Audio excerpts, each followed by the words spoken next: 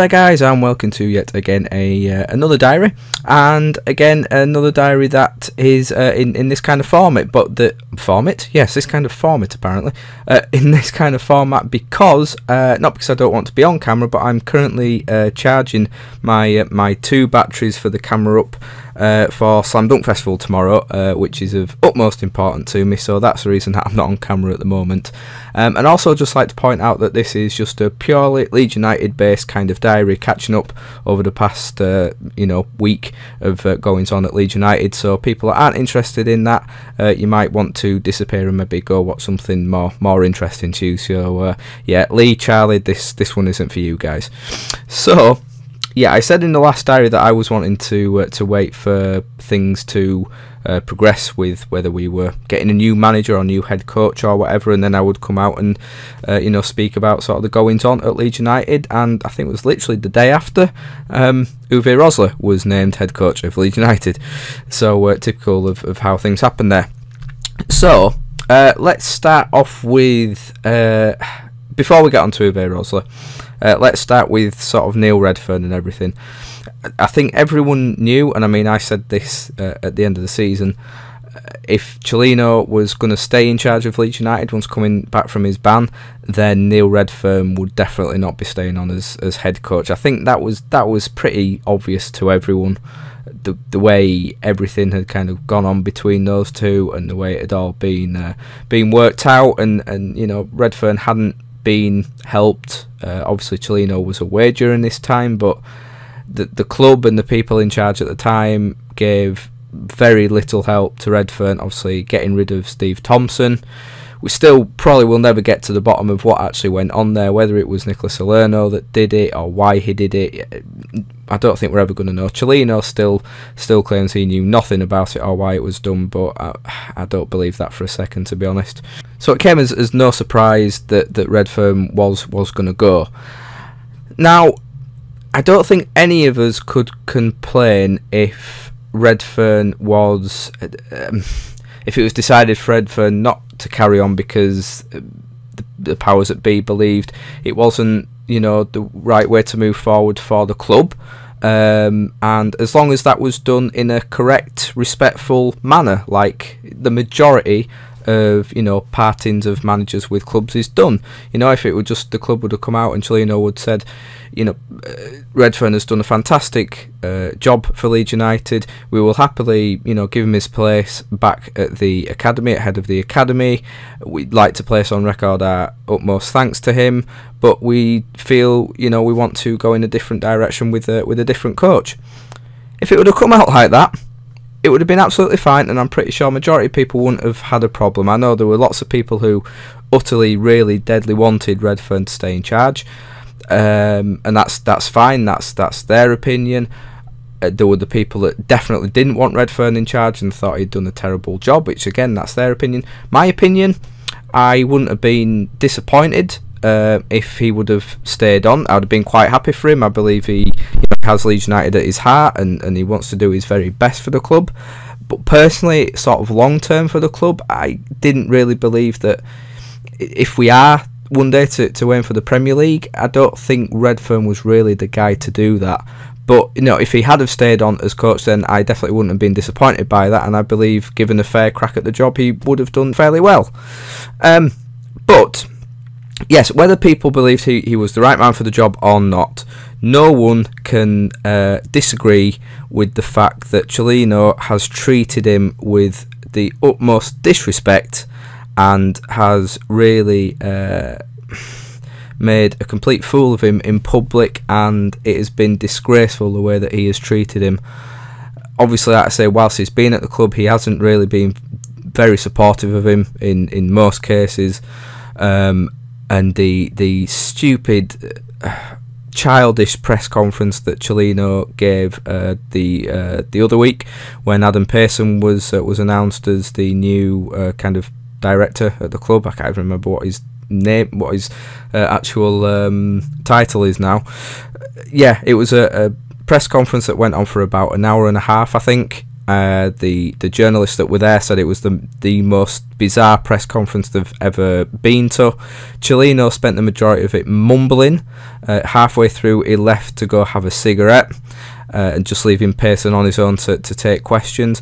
And whilst Cellino was in, he was having a go at Redfern. He called him a baby, complaining that when the team were winning, he didn't go and visit him.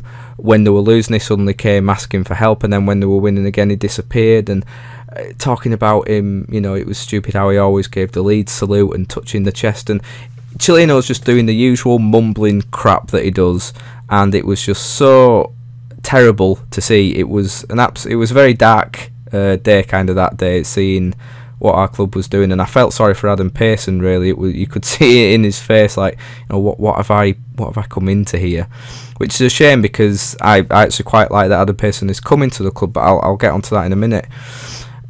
So yeah, the way that Cellino has acted publicly against Redfern has been an absolute disgrace, and from that moment, from that press conference, you knew that Redfern wasn't going to probably wasn't going to be at the club much longer. And it was just wrong. Like I say, if he'd have just come out, Cellino, and said, thanks for the hard work you've put in, Redders, but we feel we need to go in a different direction, then that would have been fine. But no, he has to go and do it his way, which is the one thing that is really left worrying me at the club. So anyway, we'll move on. Yeah, I thought that was disgraceful, the way that they dealt with Redfern.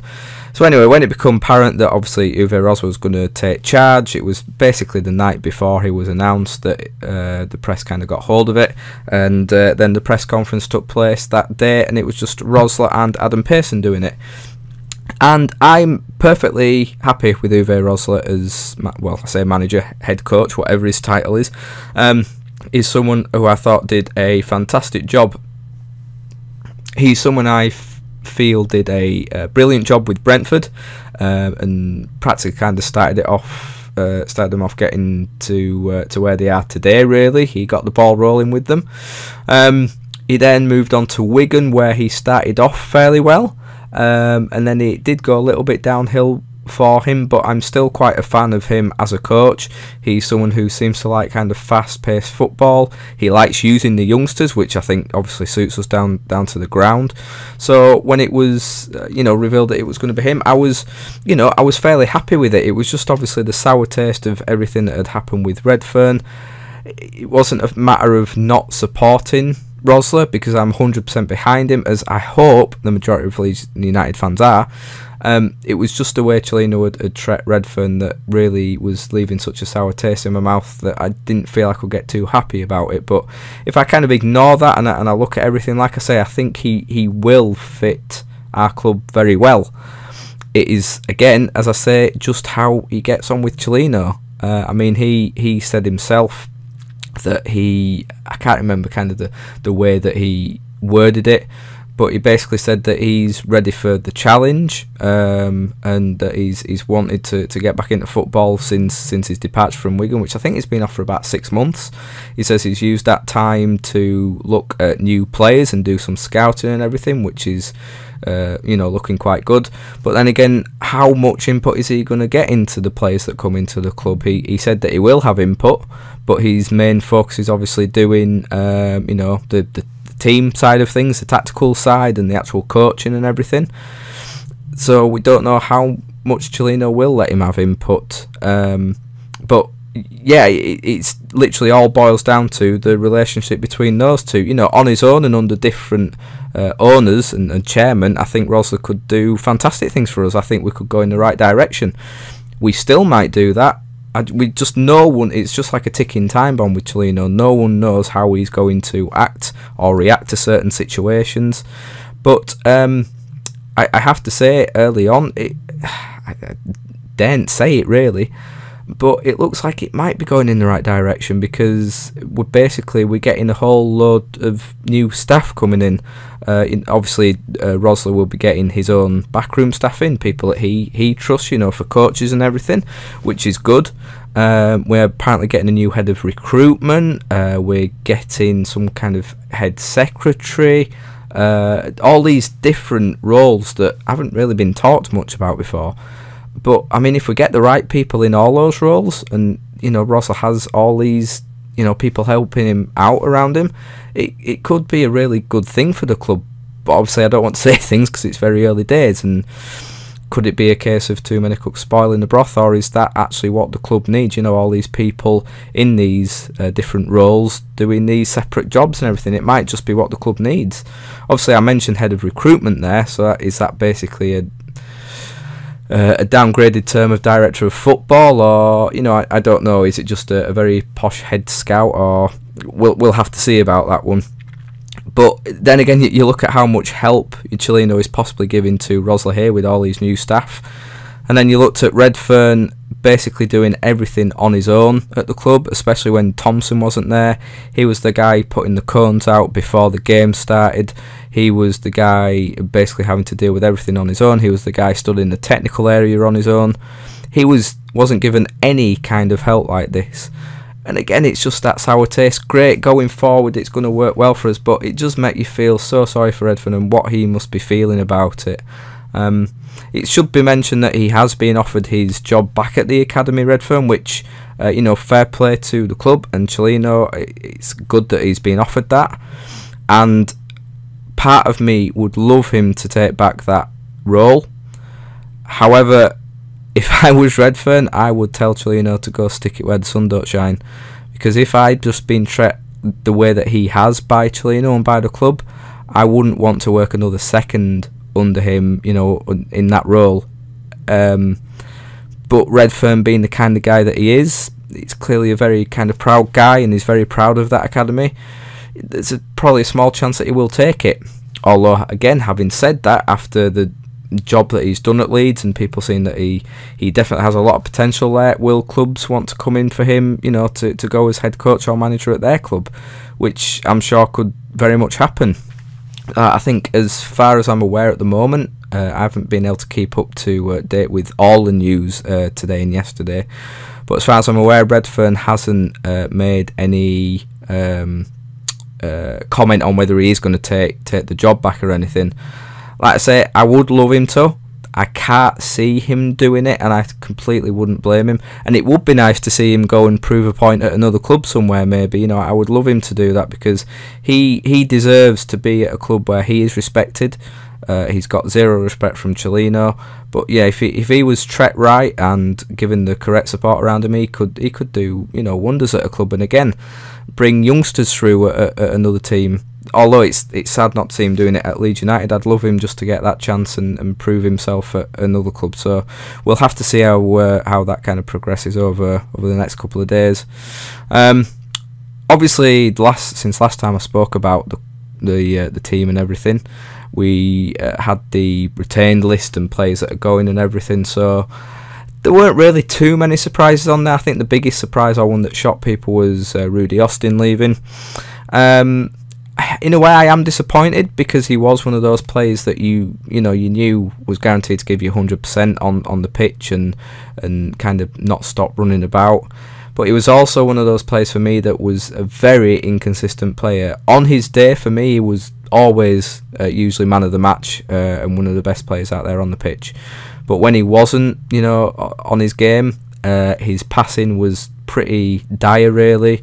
His choices, choosing to shoot when a simple pass was an easy option, and he'd shoot it into Rose Ed. He did that so often. Yes, it worked out the odd time when he did score a screamer, but for the amount of shots that he did take, the ratio really wasn't worth it in the end. So I am kind of disappointed that he's gone, but it isn't the end of the world as long as we do replace him and we get the right player to come in that place. I mean, we do have a nice core now in that team, and Uwe Rosler said that the other day, that Redfern had left a nice young core of talent in that squad, and we do just need to strengthen that midfield area. We definitely need to strengthen the whole team, let's be honest now. I mean, we've only got Silvestri left as goalkeeper, and the way the season ended for him, it's debatable how things will go with him. But yeah, he's basically the only keeper we've got at the club. Striking wise, we definitely need to strengthen up front, because we need 20 goals a season striker, which we haven't got at the moment, unless Billy Sharp suddenly has a sudden turn, or Morrison does somehow. But we definitely need some extra strength and support up there, and also defence. I'd love Sol Bamba to stay, but again, after his little outburst at the end of the season, I don't think it's been mentioned if he's been offered a new contract yet or not. So again, we'll have to see there. But we do need a big sort of summer recruitment, and I'm sure Rosler will have his targets. I'm sure Cellino will probably have his targets, and if this head of recruitment comes in, maybe they'll have targets. So far, I don't think there's any names been kind of put into the hat yet. Today, Ben Pringle was mooted, maybe possibly as a target. He's not accepted a new contract, something at Rotherham, or he's going to be available on a free. So someone like Ben Pringle, I don't really know too much about him, apart from the fact that he put in some fantastic crosses for Rotherham against Leeds United this season. But apart from that, I don't really know that much else about him. So I can't really give my views on him too much. So it's going to be an interesting summer. I don't think it's going to be quite as bad as what I thought it was going to be, or the big mess that it is. Again, I think the appointment of Adam Pearson is such a big positive step for the club. I think he's just the kind of guy that we needed. He's the kind of guy that we need to be in front of the camera and doing the talking for the club instead of Cellino.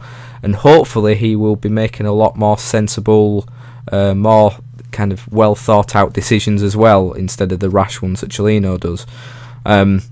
Whether they clash at times, or no one knows. Again, it all boils down to Cellino and what mood he's in on different days. But I do think Adam Pearson is the correct guy to be in the position that he is, and I think he's the right guy to take us forward. Hopefully he's the guy pulling a lot of the strings now behind the scenes, and Cellino will kind of just be the head kind of guy, maybe trying to pump the money in, whether that's legal or not, we don't know. But yeah, I don't think it's going to be quite as dark and dingy pre-season that maybe we all thought it was going to be. Like I say, I think Rosler is the correct decision going forward, and as long as we recruit well player-wise and we stay out of the headlines for the wrong reason off the field, then maybe the 2015-2016 season won't be quite as bad as what we expect. But I swear I say that after every season for the past few years, so who knows with that. It's just, we'll have to wait and see with it all. It's just one of those things, and I'm getting rid of my post-it note because I've said all the points I wanted to say on there. So yeah, that's a bit of a catch-up, guys. I'm still, like I say, I'm still really disappointed and angry with Cellino, the way that he dealt with Redfern. He deserved a lot more respect, and to be treated with dignity, and for that reason Cellino will never ever get my respect, because you've got to earn respect, and he's just done the opposite in disrespecting. I feel he's disrespected Redfern in a way, he's disrespected the club, and the way that he's acted, he's certainly disrespected the fans. So he will never ever have my respect ever again. So that's kind of all I have to say, guys. Like I say, it's a bit of a big catch up over the past week or so of Leeds United, 'cause I haven't really spoken too much about it on diaries and whatnot, with me not doing that many videos.